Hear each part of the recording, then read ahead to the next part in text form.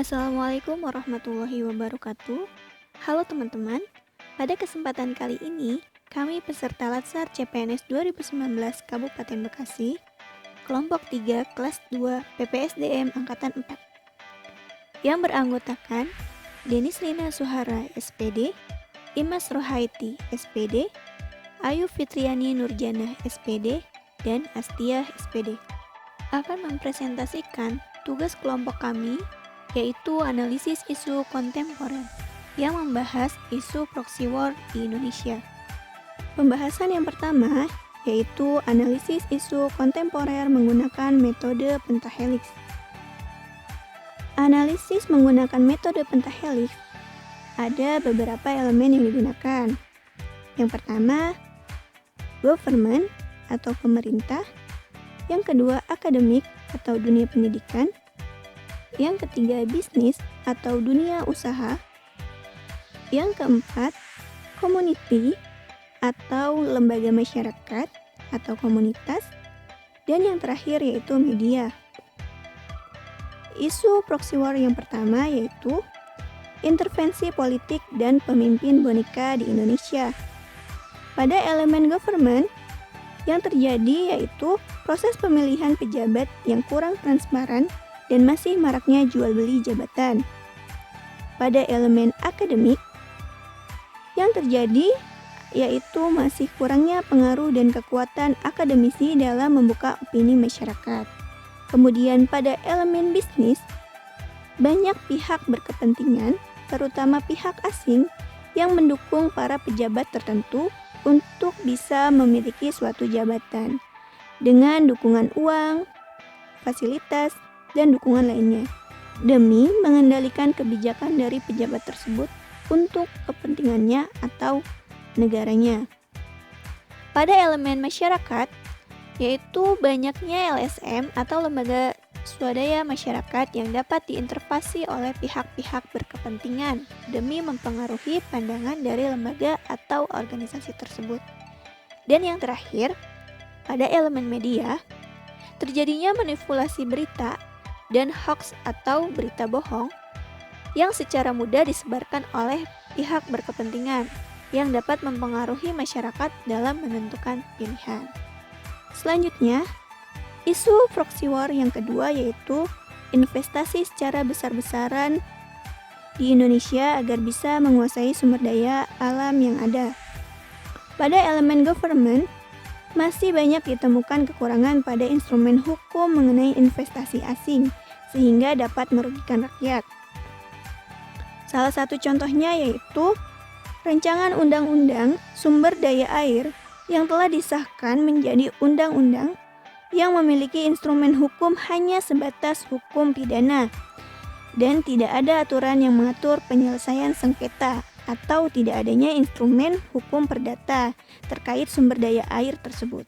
Sehingga ketika terjadi sengketa, pihak asing akan mudah lepas dari hukuman karena tidak ada hukum yang jelas mengenai penyelesaian sengketa tersebut. Kemudian pada elemen bisnis, adanya ketergantungan ekonomi Indonesia pada asing sehingga perusahaan maupun UKM bergantung pula pada modal asing. Kemudian pada elemen community, masih sedikitnya aktivis lingkungan yang sadar akan permasalahan tersebut. Dan yang terakhir pada elemen media, adanya manipulasi berita dan hoax atau berita bohong yang secara mudah disebarkan oleh pihak berkepentingan sehingga dapat memutarbalikkan fakta dan opini masyarakat mengenai penguasaan sumber daya alam oleh asing yang berkedok investasi untuk kesejahteraan rakyat. Isu yang ketiga sekaligus yang terakhir yaitu menghancurkan generasi muda dengan narkotika, judi online, dan situs pornografi. Pada elemen government atau pemerintah, hal yang terjadi yaitu kurang tegasnya penerapan peraturan hukuman narkoba, belum ada hukuman yang tegas mengenai judi online dan situs pornografi. Pada elemen akademik, peran akademisi baik orang tua dan badan pendidik sangat besar menentukan arah generasi muda saat ini. Kemudian, Pada elemen bisnis, hal yang terjadi yaitu judi online merupakan salah satu bisnis yang memberikan pajak kepada negara cukup besar. Selanjutnya, pada elemen community, hal yang terjadi yaitu bebasnya komoditas judi dan pornografi pada masyarakat dan berkembang menjadi budaya. Elemen yang terakhir yaitu media. Bebasnya akses judi online dan situs pornografi serta masih maraknya kampanye narkoba, judi online dan pornografi yang diselipkan pada setiap media perfilman dan musik video luar yang bebas diakses. Selanjutnya adalah analisis pemecahan isu dari beberapa isu atau masalah dengan menggunakan metode USD. Analisis masalah menggunakan metode USD adalah analisis pemecahan isu atau masalah dengan skala prioritas antara 1 sampai 5. Interval penentuan prioritas ini terbagi menjadi 5, yaitu angka 1 artinya sangat tidak mendesak atau gawat dan dampak, angka 2 artinya tidak mendesak atau gawat dan dampak, angka 3 artinya cukup mendesak atau gawat dan dampak, angka keempat artinya mendesak atau gawat dan dampak, dan yang terakhir angka 5 yang artinya sangat mendesak atau gawat dan dampak. Nah, apa singkatan dari USG itu? U itu artinya urgensi, S itu artinya seriousness, dan G artinya growth. U atau urgensi itu artinya mendesaknya waktu yang diperlukan untuk menyelesaikan suatu masalah tersebut. Semakin mendesak masalah itu untuk diselesaikan, maka semakin tinggi tingkat urgensinya. Yang kedua, S, seriousness, itu artinya dampak adanya masalah itu terhadap organisasi. Dampak ini adalah dampak yang merugikan organisasi. Dan yang ketiga ada growth, itu artinya pertumbuhan masalah. Jadi, semakin berkembangnya masalah tersebut, maka semakin tinggi tingkat pertumbuhannya. Dari ketiga isu yang telah saya paparkan di atas, ada isu menghancurkan generasi muda dengan narkotika, judi online, dan konten pornografi, investasi secara besar-besaran di Indonesia agar bisa menguasai SDA yang ada, dan intervensi politik dan pemimpin boneka yang telah dianalisis dengan menggunakan USG dengan keterangan yang paling berisiko tinggi adalah yang nomor 1, yaitu menghancurkan generasi muda dengan narkotika, judi online, dan konten pornografi. Dengan kriteria urgensinya 5, seriousness-nya 5, dan growth-nya 5, dengan jumlah skala prioritasnya ada 15, dan ini adalah yang paling tertinggi. Mengapa hal ini paling tertinggi? Karena menghancurkan generasi muda dengan narkotika, judi online, dan konten pornografi ini adalah masalah besar bagi generasi muda di Indonesia. Kita ketahui bersama bahwa generasi muda di Indonesia secara langsung ataupun tidak langsung sedang menghadapi masalah dengan maraknya narkotika, judi online, dan konten pornografi. Hal ini dapat merusak kebiasaan, sikap, perilaku, maupun pikiran generasi muda yang merupakan bibit-bibit generasi penerus Indonesia di masa depan. Apabila hal ini dibiarkan begitu saja, maka Indonesia akan hancur dengan generasi yang telah dirusak mindsetnya dengan maraknya narkotika, judi online, dan konten pornografi.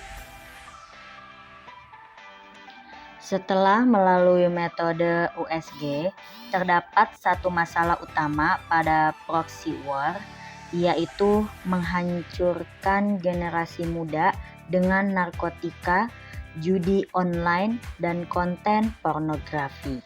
Terdapat 4 metode pada teknik analisis fishbone, yaitu yang pertama mesin atau bisa disebut dengan teknologi, yaitu perangkat memadai seperti komputer, dan gadget di era modern yang semakin canggih. Yang kedua merupakan metode, yaitu yang terdiri dari penyimpangan pergaulan dan brainwash, yaitu pencucian pola pikir. Kemudian yang ketiga material, informasi, karena masih terdapatnya beberapa situs belum diblokir pemerintah. Dan yang terakhir, yaitu kurangnya pendidikan. Inilah suatu poin yang dapat menghancurkan generasi muda dengan narkotika, judi online, dan konten pornografi. Berikut ini hasil analisis SWOT. SWOT itu sendiri singkatan dari strength, artinya kekuatan, weakness, artinya kelemahan, opportunities, artinya peluang atau kesempatan, dan threats, artinya ancaman atau kendala. Dari analisa SWOT ini, kita bisa memperoleh hasil berupa strategi-strategi yang berdasarkan keempat aspek tersebut, yaitu pertama, penggabungan strategi strength dan opportunities, di mana didapat 1. Generasi muda dapat mengembangkan diri dengan baik karena didukung teknologi informasi yang memadai. Kedua, rasa ingin tahu generasi muda yang tinggi bila diikuti dengan pemanfaatan teknologi yang baik, maka akan banyak muncul inovasi. 2. Penggabungan strategi weakness dan opportunities. Didapat, pertama, memblokir situs-situs yang tidak semestinya dibuka oleh generasi muda. Kedua, peran penting semua pihak untuk mengawasi generasi muda. 3. Penggabungan strategi strength dan threat, di mana didapat memberikan pendidikan terkait penggunaan teknologi informasi yang baik dan benar. 2. Menanamkan nilai-nilai moral yang baik kepada generasi muda.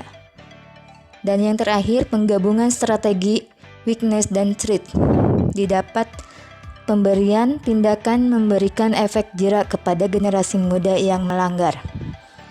Demikian presentasi dari kelompok kami mengenai analisis isu kontemporer